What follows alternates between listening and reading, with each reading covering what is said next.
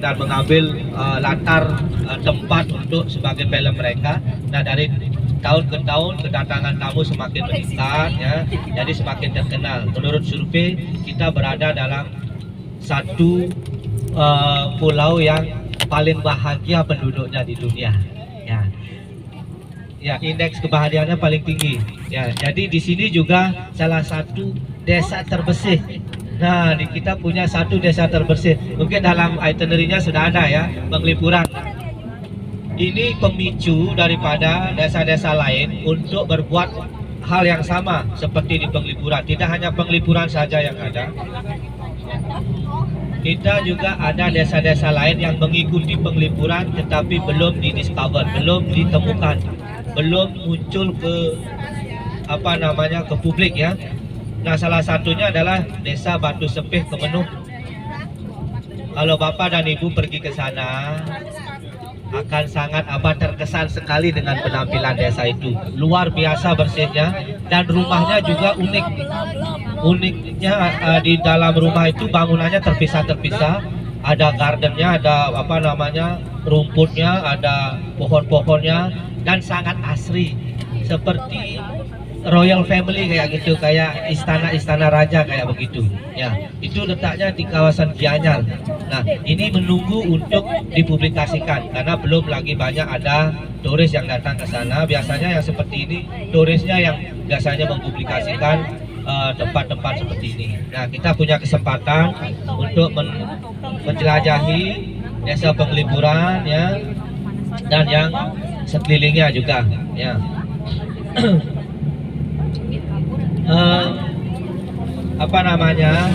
Ini semua dari rombongan SMK 9 Bandung. Kebetulan saya juga alumni Sekolah Menengah Kejuruan ya, itu di Singaraja lah, tapi tahun 1997 udah lama. Tapi pada saat itu belum SMK namanya, pada saat itu masih mengkhusus. Kalau ekonomi ya SEMEA namanya kan, tapi kalau dia memasak kayak itu kan SMKK ya. Mungkin tadi dibilang salah satu pernah tamat di sana di SMKK Singaraja ya. Dan yang satunya lagi STM, sekolah tinggi mesin ya, menengah ya, mesin ya. Ya, itu STM kita juga ada di sana, tapi sekarang sudah dijadikan satu menjadi SMK 1, SMK 2 dan SMK 3 ya. Pada saat itu saya ambil jurusan perdagangan. Nah, ini sangat banting setir lagi, banting setir perdagangan ke pariwisata. Nah, ini barangkali ada guru usaha perjalanan wisata ya. Ya, Ibu ya, nanti bisa studi banding lah di sini bagaimana cara pengelolaan pariwisata di Bali ya. Ada juga yang dari Tata Boga barangkali ya. Olahraga. Ada yang tamat di SMKK Singaraja katanya. Siapa yang tamat di sana? Pernah masuk? Pernah masuk Ibu ya, dong. Tahun berapa itu Bu? Tamatnya Ibu ya? Tahun berapa? 88 berarti dalam bahasa itu lupa lagi Pak. Saya lupa lagi beli. Udah lama itu, karena istri saya juga tamat di sana di SMKK juga tamatnya, tapi tahun 2001. Ya, masih muda dia, 2001 ya tamatannya ya. Ya, jadi di sini kita punya bisnis pariwisata yang utama ya, ini turis bisnis. Ini dalam 85% kita terlibat dalam turis bisnis. Itu sebab masa pandemi betul-betul terpukul. Masa pandemi 2 tahun ini banyak sekali yang banting tulang, banting setir ke pekerjaan yang lainnya ya, seperti konstruksi ya, pertukangan seperti itu. Tetapi pandemi ini memberikan berkah yang luar biasa juga bagi masyarakat Bali ya. Mindset daripada masyarakat Bali berubah karena pandemi. Kalau dulu sebelum pandemi di Bali di mana-mana kelihatan macet, jalannya macet, mau ke Kuta macet, mau ke Sanur macet, mau ke Ubud macet, di mana-mana macet.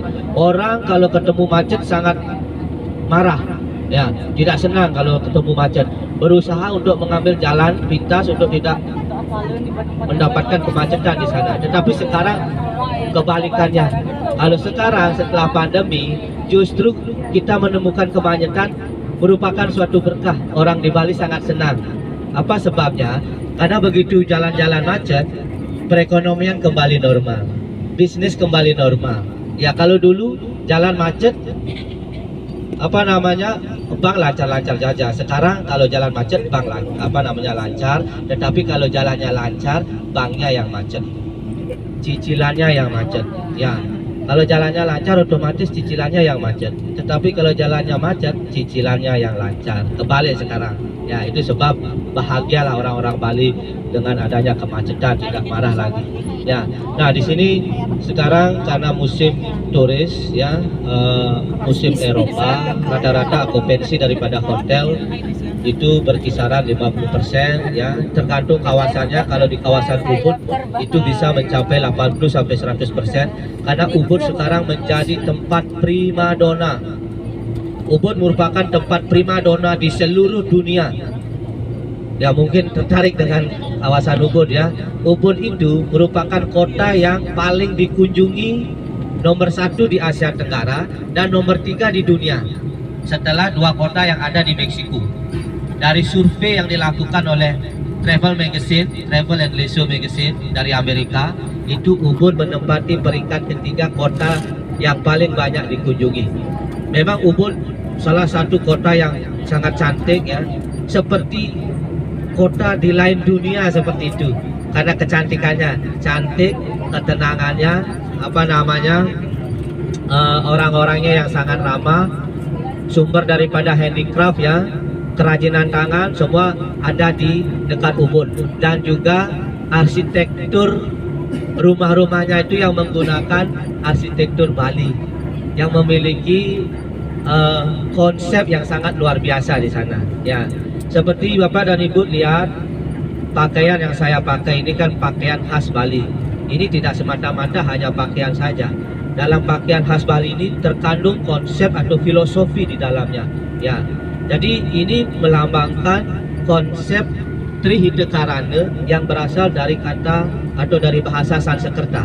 Ini berasal dari kata Sanskerta, artinya hubungan yang harmonis antara manusia dengan Tuhan, manusia dengan manusia, dan manusia dengan alam. Inilah konsep atau filosofi yang terkandung di dalam pakaian ini. Ya, ini pakaian orang Bali yang khusus digunakan tergantung daripada acara yang kita miliki. Kalau kita memiliki acara perkawinan, pasti seperti ini, batik, ya, di sini juga batik, di bawahnya juga batik. Tapi kalau kita memiliki acara ngaben, ya, karena di Bali terkenal juga dengan pengabenannya, biasanya kita memakai warna hitam. Nah, untuk melambangkan kesedihan lah di sana, grieving istilahnya, ya, condolence, ya. Jadi kalau kita ada upacara yatnya, upacara pura, di pura itu kita memakai putih-putih, ya, tergantung daripada upacara yang kita miliki. Nah, ini konsep Trihita Karana ini sangat melekat di Bali. Di setiap aspek kehidupan orang Bali kita memakai konsep ini, ya. Nah, ini udeng, namanya udeng atau dalam bahasa halusnya gestar. Nah, ini memiliki makna supaya kita fokus untuk memuja atau sembahyang kepada Tuhan. Makanya ujungnya menghadap ke atas. Ya, ini hubungan antara manusia dengan Tuhan. Jadi manusia dengan manusia, kita ada dua apa namanya lapisan ini, sarung sama sarungnya, sarung pendek sama sarung panjang. Nah, ini melambangkan hubungan manusia dengan manusia. Biasanya kita mengutamakan interaksi di sini, ya. Kalau manusia tidak memiliki interaksi, biasanya dia hidup sendiri, tidak bersosialisasi, itu susah untuk maju, susah untuk berkembang. Nah, itu apa namanya, konsepnya di situ. Mesti ada hubungan antara manusia dengan manusia, pertemanankah, persaudaraannkah, karena dari sana kita bisa mengembangkan diri kita sendiri, ya. Jadi di ujung daripada sarung ini ada ujungnya menghadap ke bawah. Nah, itu dia punya arti hubungan manusia dengan alam. Ya, ini konsep Trihita Karana tidak hanya dalam pakaian orang Bali, tetapi dalam membangun rumah pun kita memakai konsep itu. Sangat penting sekali di sini di dalam kehidupan orang Bali. Aspek ini merupakan aspek yang terpenting, ya. Dalam membangun rumah Bali pun kita harus menentukan di mana tempat tidur orang tua, di mana tempat tidur anak-anak, ya. Kalau punya orang tua yang tidak menikah, kita buatkan satu bangunan bagi mereka. Ada juga khusus untuk upacara di sana. Orang meninggal, mayatnya ditaruh di sana, kita buatkan khusus. Jadi ini artinya supaya kita bisa membangun rumah akan membawa rezeki kepada keluarga itu sendiri. Sama konsepnya seperti yang ada di Cina. Arsitektur Bali, rumah Bali itu memiliki kesamaan dengan apa yang ada di Cina. Kalau di Cina mereka menggunakan feng shui, mungkin tahu feng shui kan? Feng shui, kalau di Bali kita sebut dengan aste kosala kosali. Cara membangun rumah agar supaya mendatangkan rezeki kepada keluarga itu. Ya, aste kosala kosali. Ibu ada pertanyaan?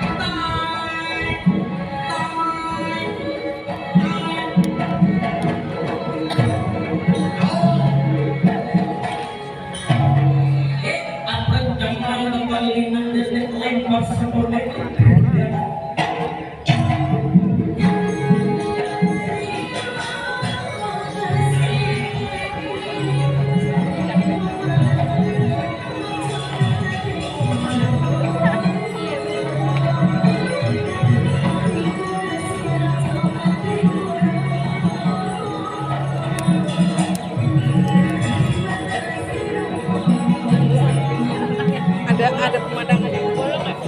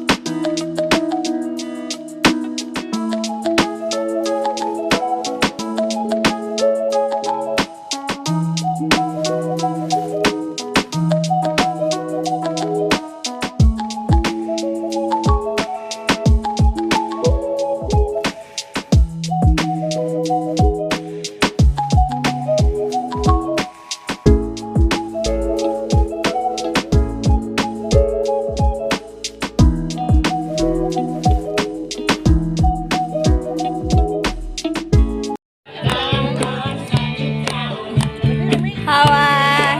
Oh, Kak Dona. Kak Dona jeneng Kak Dona dari kene. Kak Dona dialungkeun. Kak Dona. Udah dikasih kan?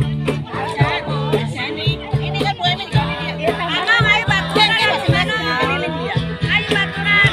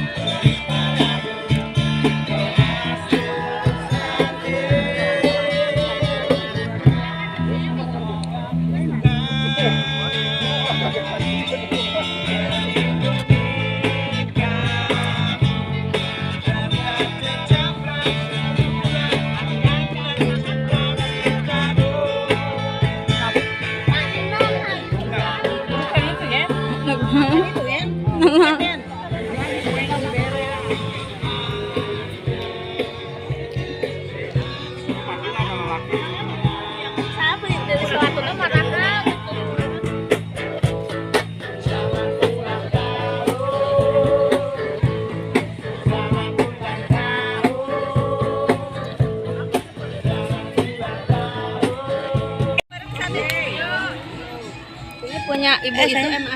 Ibu ini punya ibu.